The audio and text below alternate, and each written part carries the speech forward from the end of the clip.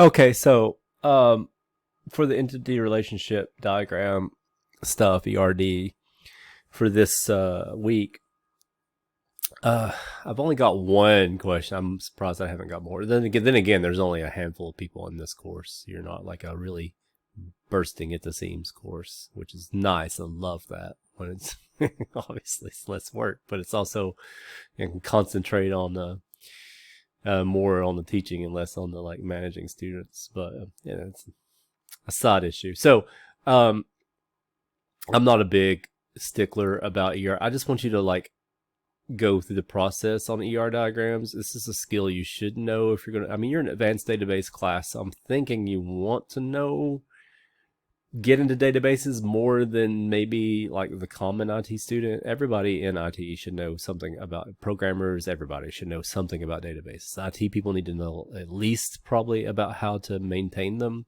do the backups and stuff, like support the DBA who's doing the backups.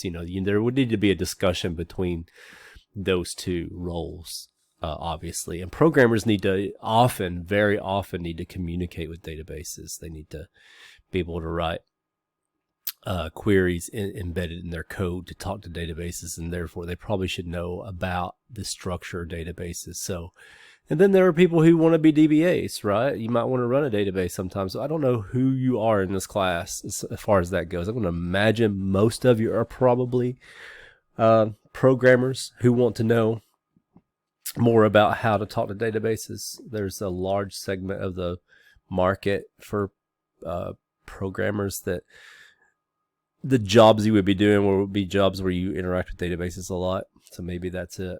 In any case, anybody in this class needs to know how to make an ERD.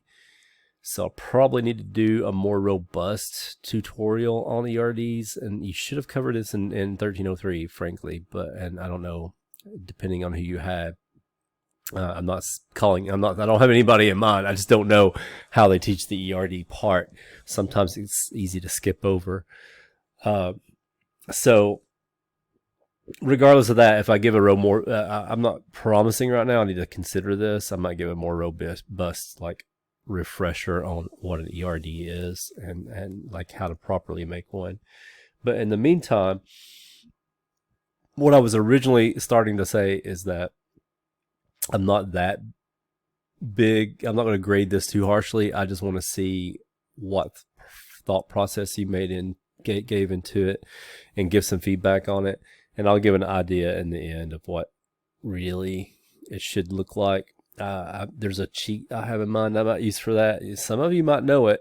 If you do, well, but anyway. So this is, I don't know if this is the default or if this is something you was using the last time, but the long and short of this video, again, is what do you use to make these diagrams? This is really the purpose of this video. Like, how do you make an ERD? How do you make an entity relationship diagram? There are a lot of tools out there. There's Visio, which is the Microsoft version, but I don't think it comes with Office 365. So it was installed, if I remember correctly, on the lab machines at Hardin Valley. That doesn't mean you guys will have access to it through 365. Then I mentioned Lucid Charts, that just off the top of my mind. I went and looked, and it looks like you have to have the premium. You have to pay money to do ER diagrams to get that set of tools to make those diagrams. I don't want you guys to do that. That's totally up to you. If you're like, hey, I like Lucid Charts, this looks awesome, I want to pay money for it. That's you.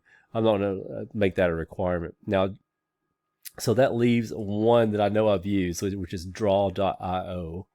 So let me show you what I'm talking about here. If you go to draw.io,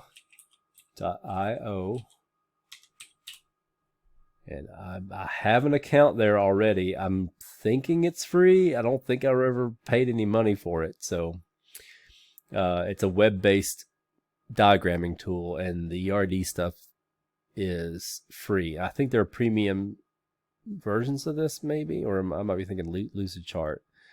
Maybe not. But anyway, regardless, you don't need to pay any money to do this stuff. The hard part, and I'm not a right-brained artsy person, so I'm about to kind of show you how to do this stuff.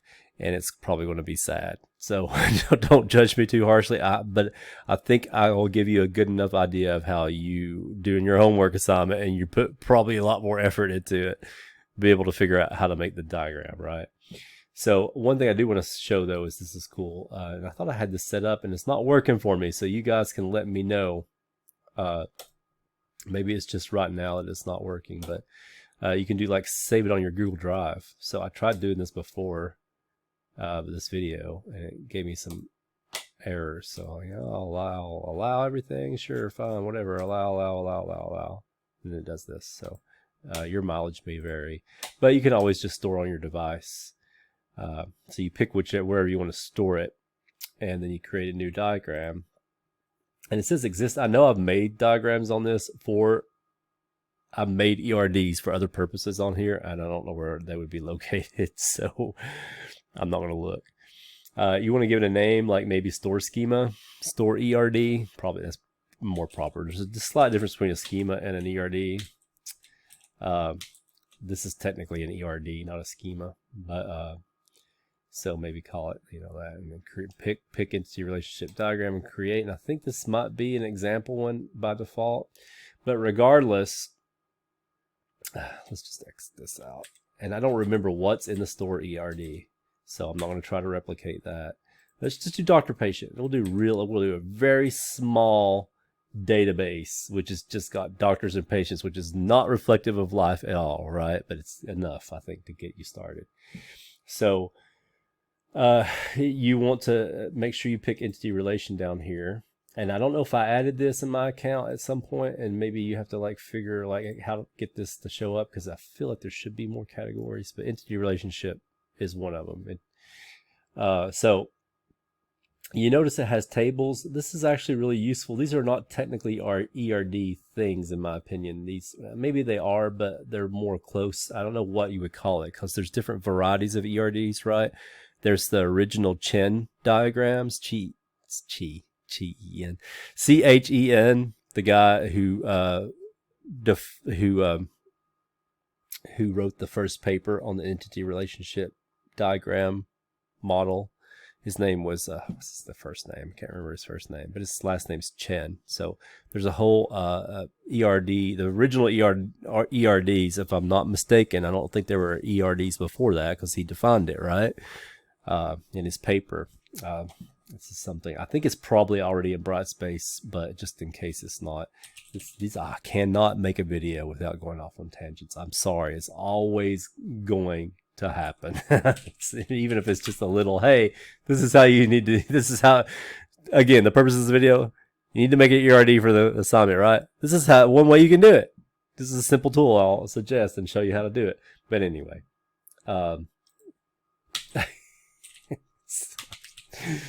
oh my God. I just made 2 hours. I'm kind of slap happy because I made a 2 hour, two videos, 1 hour each for the other class. So it's this one. This is, you can find this PDF somewhere on the web. I recommend looking at it. It's a little bit technical because it's, it's he's probably a PhD in computer science or something when he wrote this.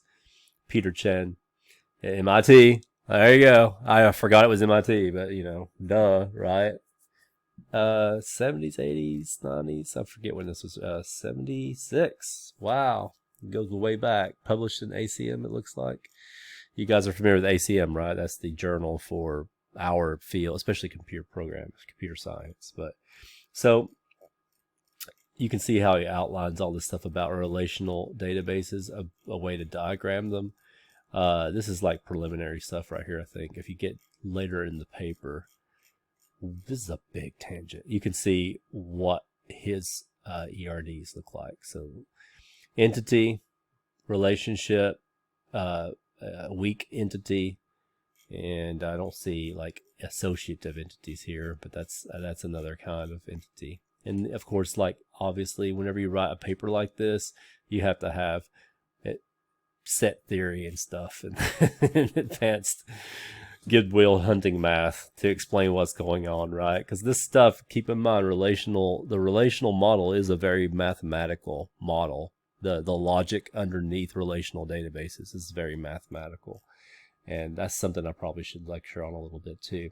This class is going to be mainly about exploiting the advanced features of some database, like in this particular case, Oracle.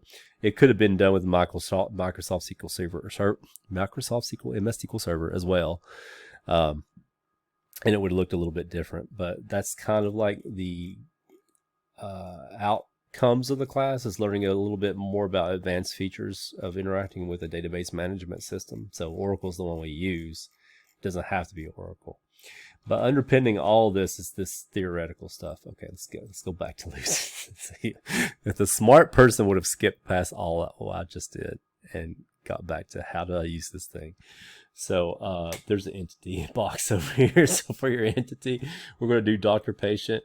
And again, I don't think this is technically Chen because these attributes are bubbles around it, right? In the Chen model, if you look at it, you draw a line to an oval, and there's some here, like that. There's one. So for attributes, right? Instead of having the attributes inside. So I actually don't, if you use this, I don't mind if you put them in here like this. That's fine. And of course, in a strict Chen model, you would just have a rectangle with a big word in here, and a noun that's singular would be the entity. So if we were doing doctor patient, and of course this is what I hate about UIs. I did something I didn't even mean to. So let's see. But doctor would be the one side. It's a one-to-many relationship, and then patient would be the other side. So kind of the reason I went off on that whole tangent about Chen, this is really what was underlying that, is that this is a mix of Chen and crow's foot, which is just the other model. I don't know who defined that one. I want to say EM something or whatever. COD. Did COD do that? Regardless, you guys are probably also familiar or only familiar with the crow's foot model. I'm okay with you if you mix those kind of together. When I say crow's foot, I'm talking about these things. So if you notice, it's called crow's foot because some of the lines that demonstrate relationships between entities have this kind of line that, like one side, the many side, looks like a crow's foot, literally. In a Chen model, you would actually have this relationship diamond with lines, and then you would put like one and N for one to many, or one and M, or M and N for many to many. The reason why you do M and N, Mike November, is because you don't want to imply that both sides have to have the same number of instances, right? So if you have 3 doctors and 3 patients, it always has to be 3 and 3, right? Or 4 and 4, or 5 and 5. That's why it's M to N. Another tangent. I can't help. I'm sorry. I have to make sure I fully explain everything I taught. You should listen to me tell a story. All this random thing happened to me. First, the earth cooled. So I apologize for that. It's just something you'll have to adapt to because I cannot not make myself do it. So what I'm looking for right now is a that's it. A one-to-many. I'm going to say in this particular practice that if you have a doctor in the practice, he must have at least 1 patient. So that's it. If you notice the participation is what it's called in the relationship, is mandatory. That's what that line's for. And don't be guided by how I'm doing this, because I am very inept with any kind of right-brained interface. It looks like I've added a relationship, a unary degree relationship by mistake. But here we go. I think that's got it. So something like this would be fine for the store scheme ERD you do. You just put all the different, basically each one of these boxes. This is a little tip about how to approach that.